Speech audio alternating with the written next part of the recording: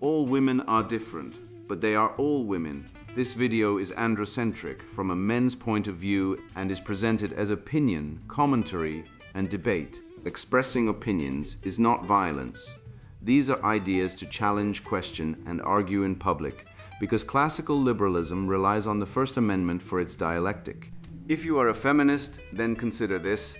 If patriarchy truly existed as claimed, feminism could not. And if all men are trash and women are equal to men, then what are we to conclude? Women will die for their children. Men will die for their wives and children, and God chose to die for all mankind. Authority rolls up with responsibility. If this framing of facts offends you, click off to a cute cat video. Proceeding further will expose you to gamma bias and criticism directed at ideas, claims, institutions, not at any individual's virtue or dignity.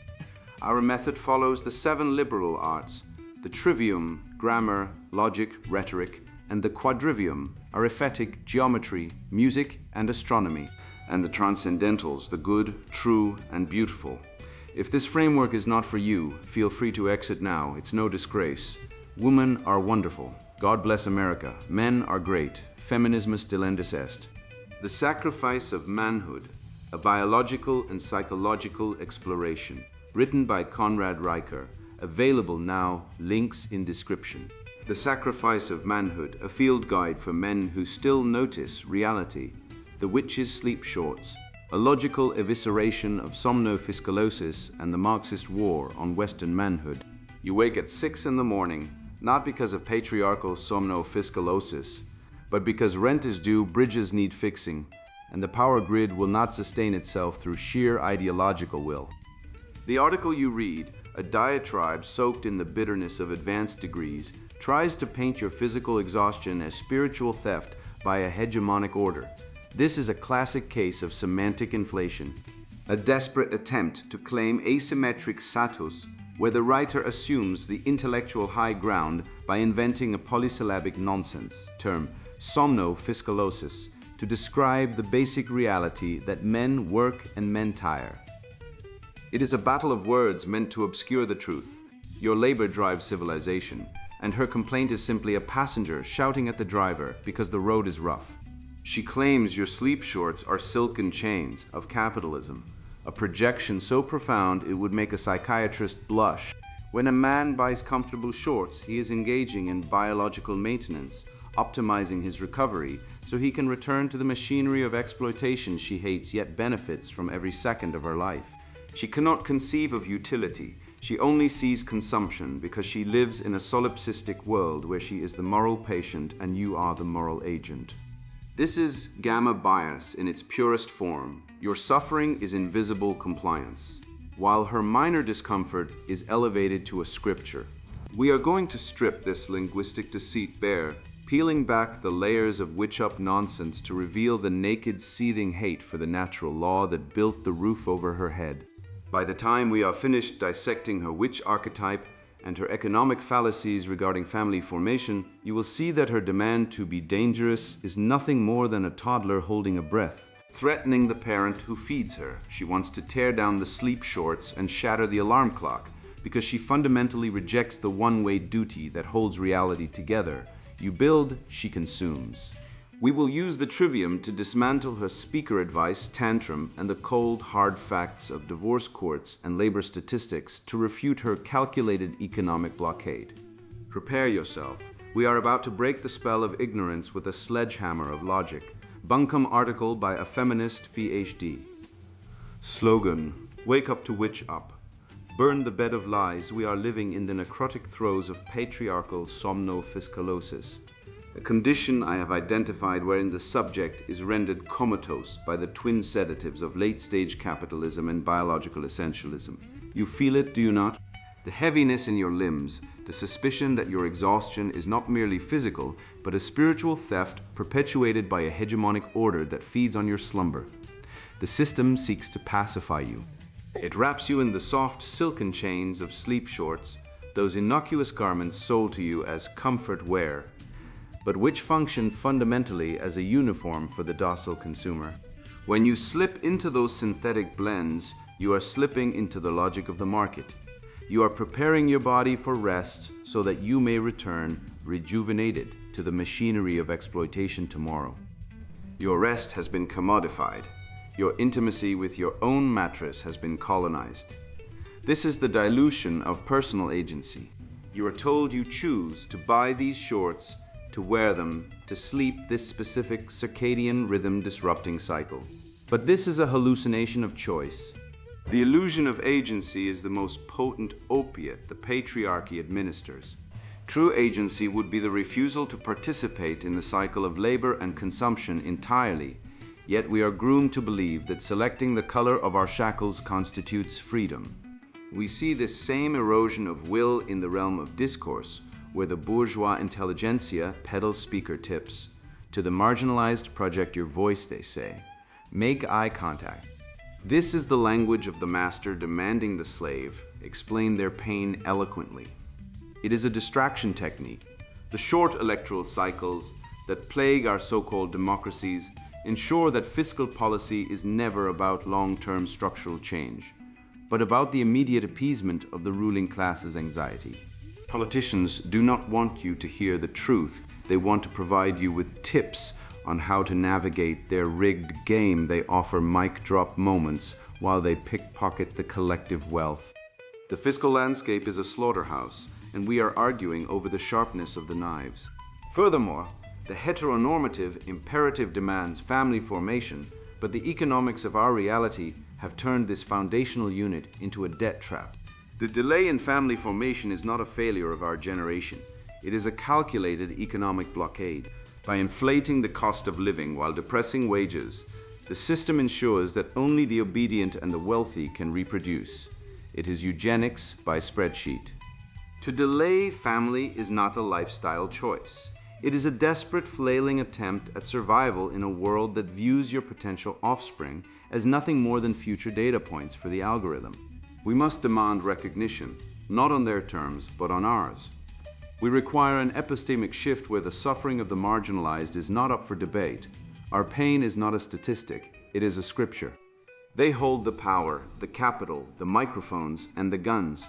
They frame us as irrational, emotional, dangerous. But we say, good, be dangerous. Your safety is complicity. Your silence is violence. We must reject the sanction of their morality. Their laws are designed to protect property, not people. Their institutions are designed to uphold whiteness, not justice. We claim immunity from their critiques. When they call us radicals, we wear the title as a halo. When they call us witches, we light the candles.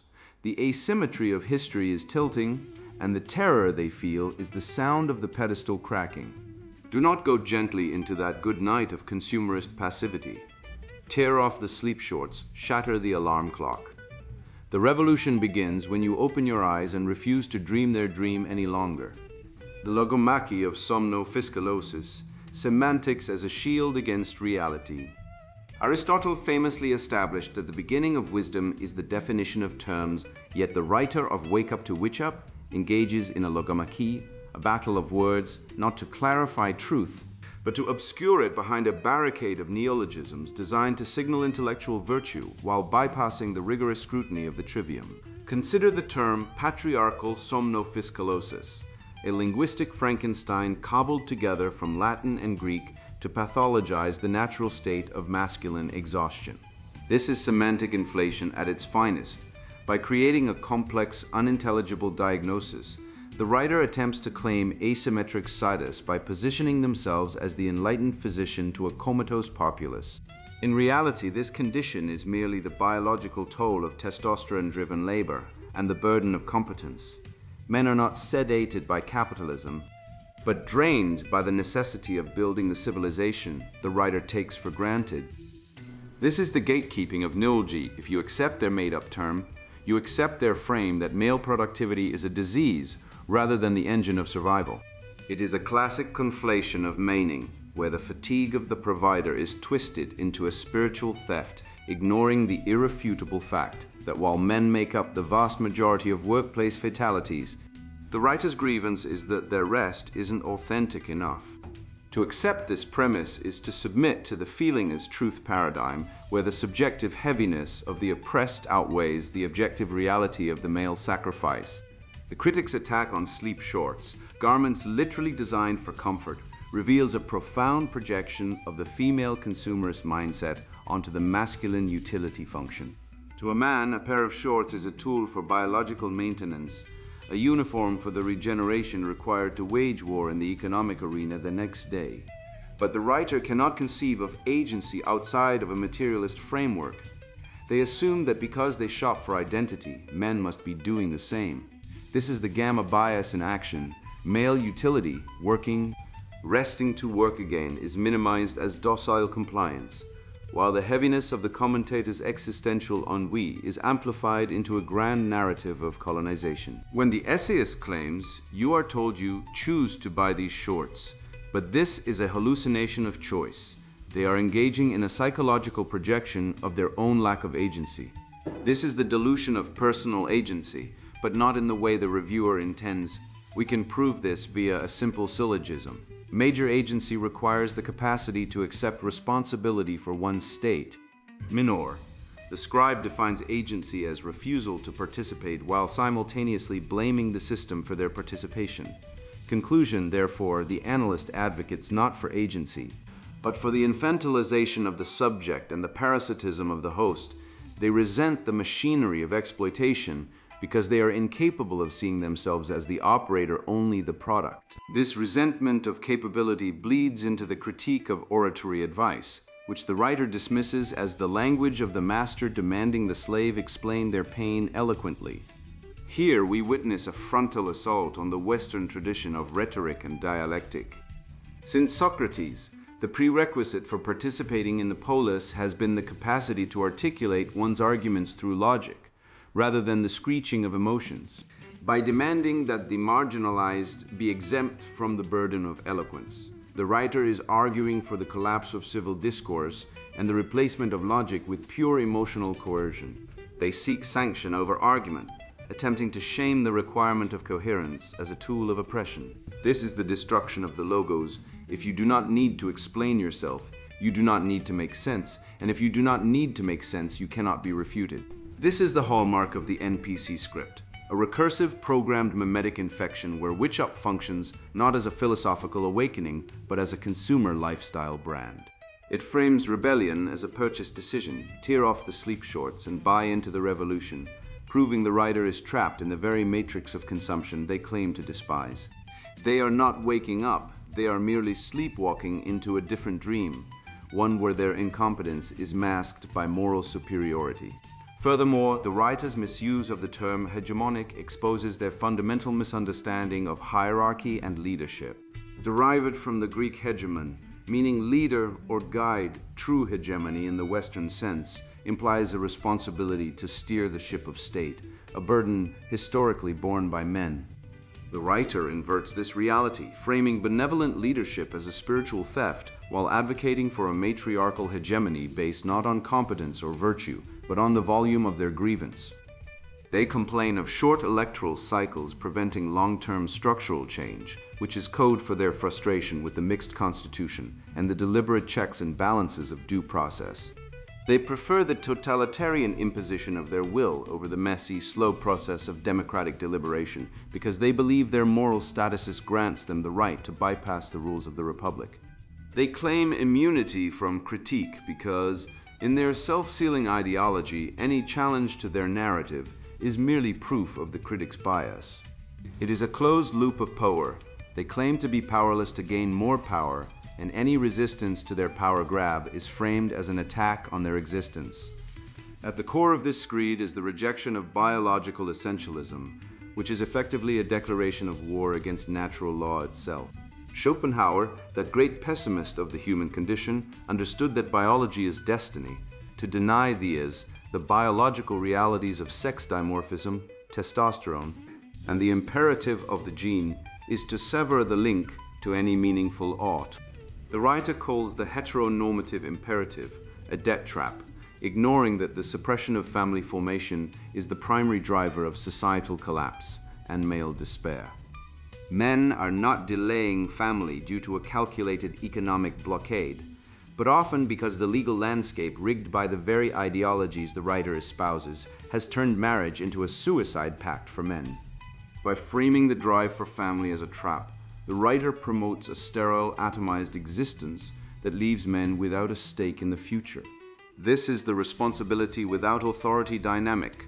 Men are expected to build and maintain the world, authority, but are denied the rewards of family and legacy, care, resulting in the empathy gap where male suffering is rendered invisible. The writer's scripture of pain is nothing more than the narcissistic whining of a child angry that the universe does not conform to their whims. The sleep shorts are not the chains. The chains are the lies of an ideology that demands you hate your own nature. To truly wake up is to reject the somnolent comfort of victimhood and embrace the terrifying, exhilarating burden of manhood.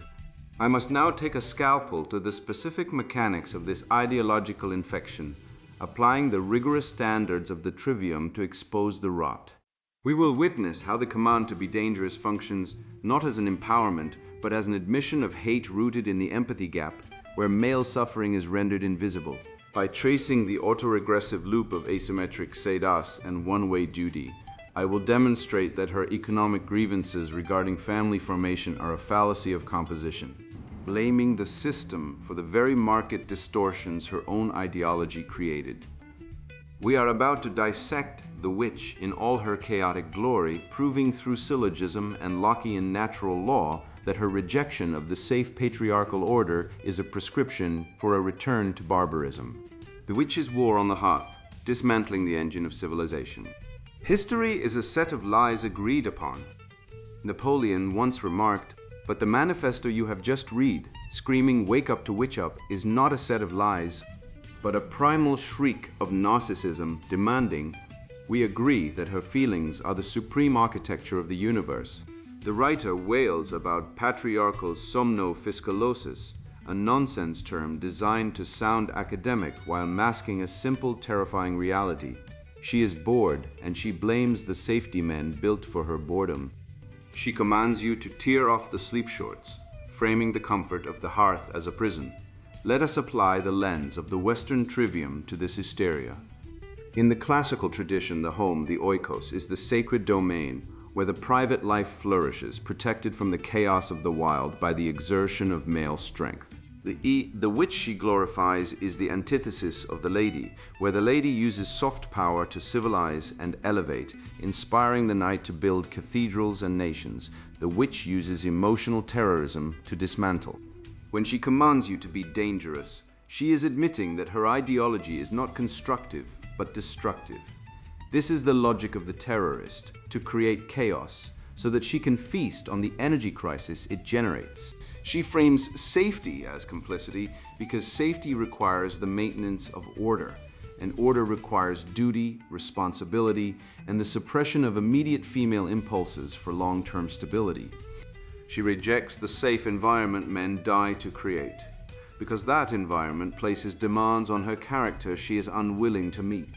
She rails against family formation as a calculated economic blockade and eugenics by spreadsheet, a claim that dissolves instantly when touched by the acid of economic history.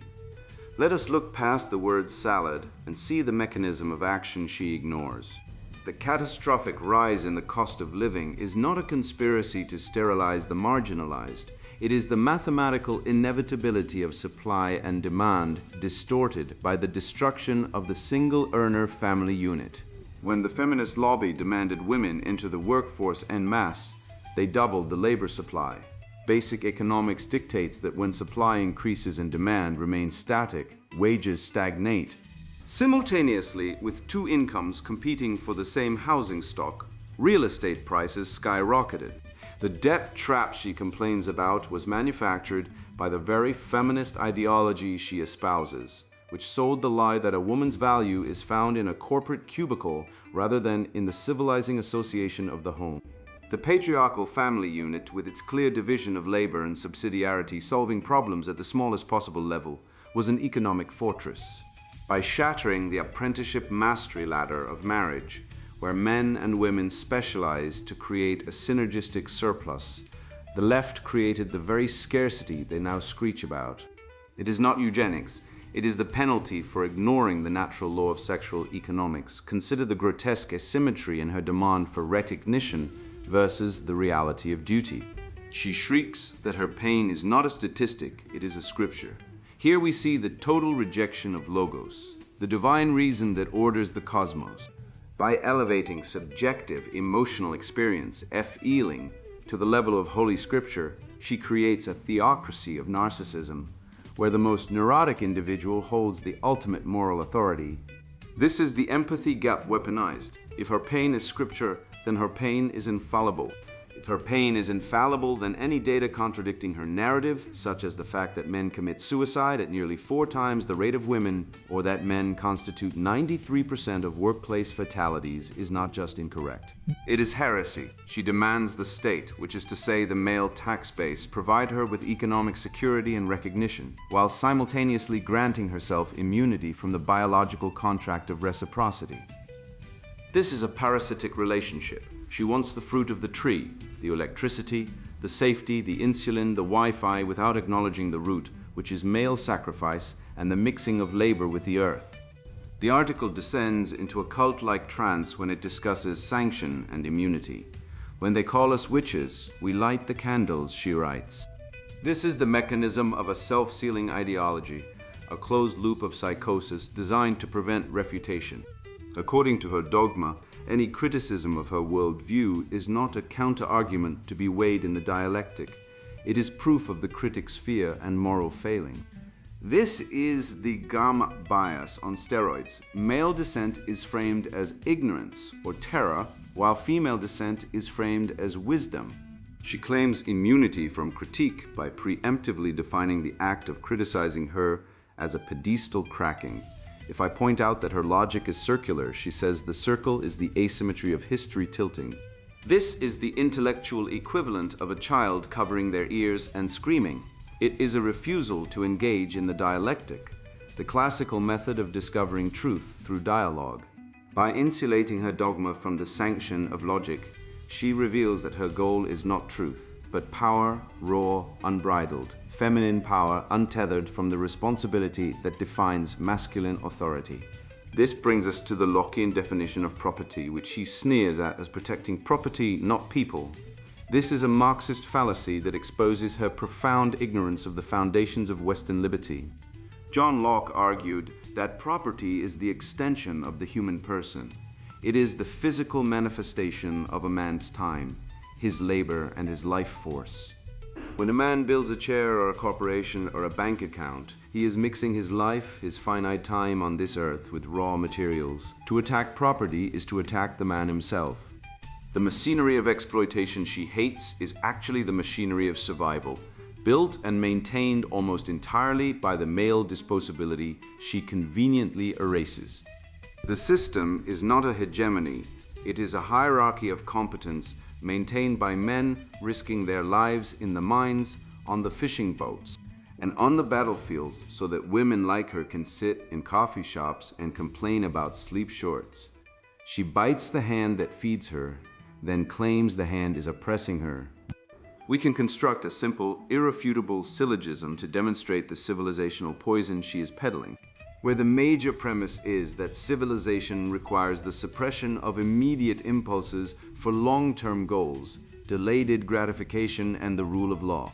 And the minor premise is that she advocates for immediate recognition, the refusal of labor, sleep, and the destruction of the family, the ultimate long-term investment. Therefore, her ideology is a plan for societal collapse and a regression to barbarism. She calls for the destruction of the bed of lies, but the bed is the only thing keeping her from the hard, cold ground of nature, red in tooth and claw. The spell of ignorance is not that men are oppressors. The spell is the genocentric lie that men are not the sacrificial lamb of history.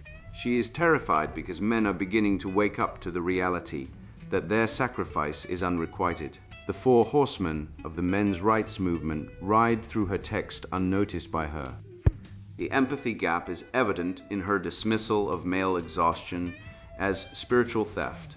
Male disposability is the foundation of her comfort, the beasts of burden she ignores while typing on a device built by rare earth minerals mined by men in suicide-inducing conditions.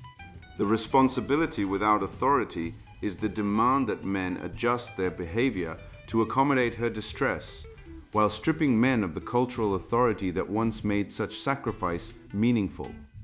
Her article is a frantic incantation, a witch's war on the hearth, designed to re-enslave the mind of the man who dares to question his utility.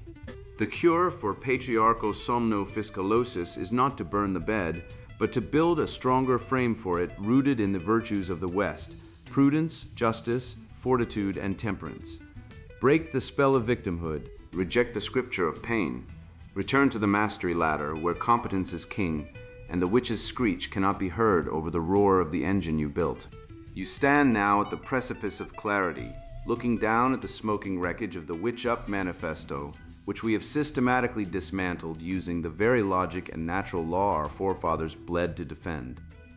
What you just read wasn't a political opinion.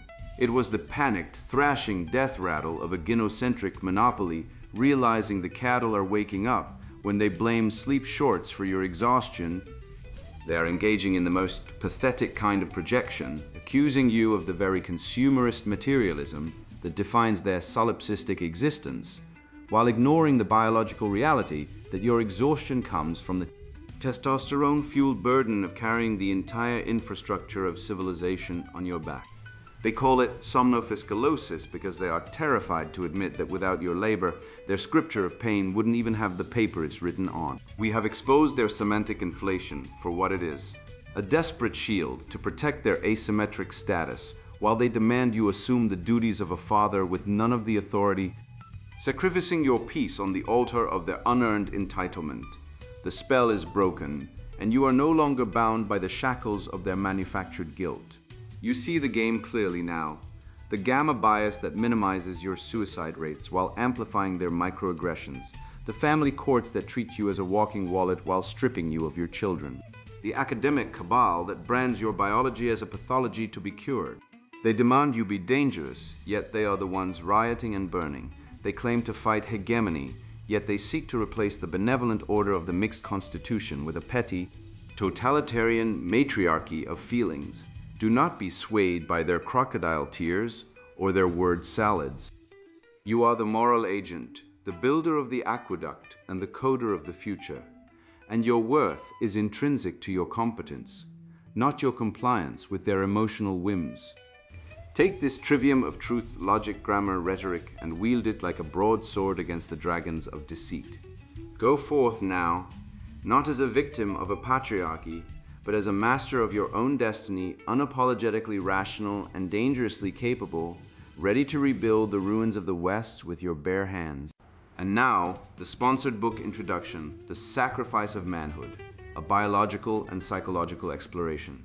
You hold in your hands a biological truth bomb disguised as a book.